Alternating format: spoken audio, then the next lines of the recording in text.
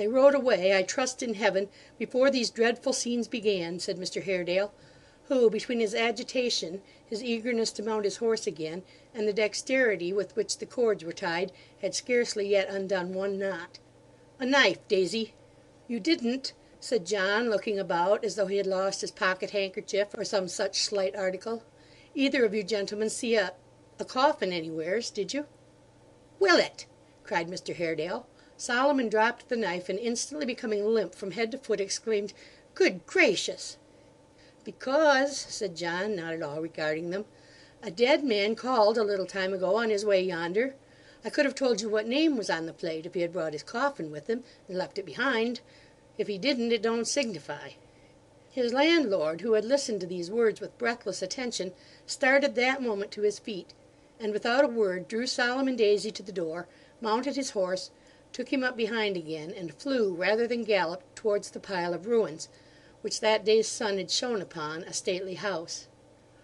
Mr Willet stared after them, listened, looked down upon himself to make quite sure that he was still unbound, and without any manifestation of impatience, disappointment, or surprise, gently relapsed into the condition from which he had so imperfectly recovered.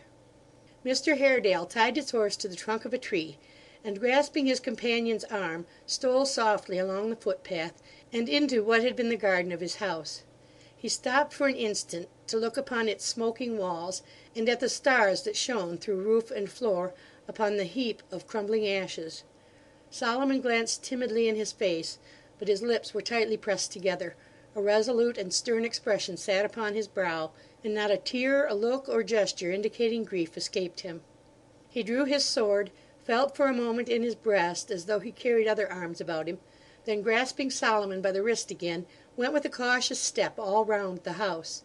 He looked into every doorway and gap in the wall, retraced his steps at every rustling of the air among the leaves, and searched in every shadowed nook with outstretched hands. Thus they made the circuit of the building, but they returned to the spot from which they had set out without encountering any human being, or finding the least trace of any concealed straggler. After a short pause, Mr Haredale shouted twice or thrice, then cried aloud, "Is there any one in hiding here who knows my voice? There is nothing to fear now. If any of my people are near, I entreat them to answer." He called them all by name. His voice was echoed in many mournful tones. Then all was silent as before. They were standing near the foot of the turret, where the alarm bell hung. The fire had raged there, and the floors had been sawn and hewn and beaten down besides. It was open to the night, but a part of the staircase still remained, winding upward from a great mound of dust and cinders.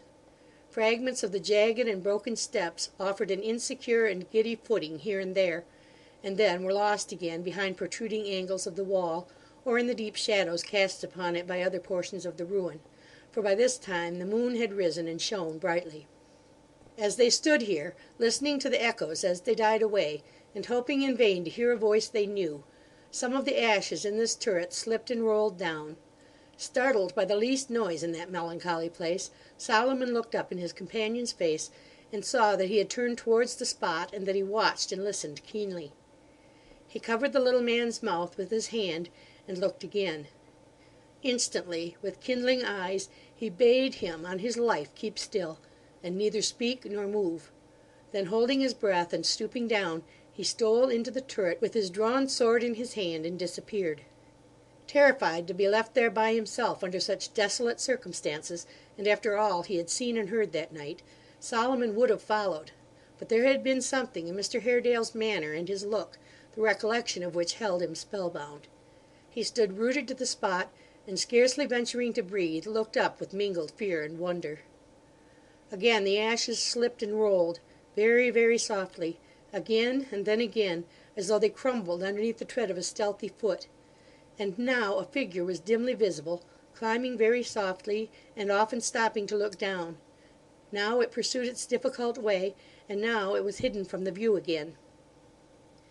It emerged once more into the shadowy and uncertain light, higher now, but not much, for the way was steep and toilsome, and its progress very slow. What phantom of the brain did he pursue, and why did he look down so constantly? He knew he was alone. Surely his mind was not affected by that night's loss and agony.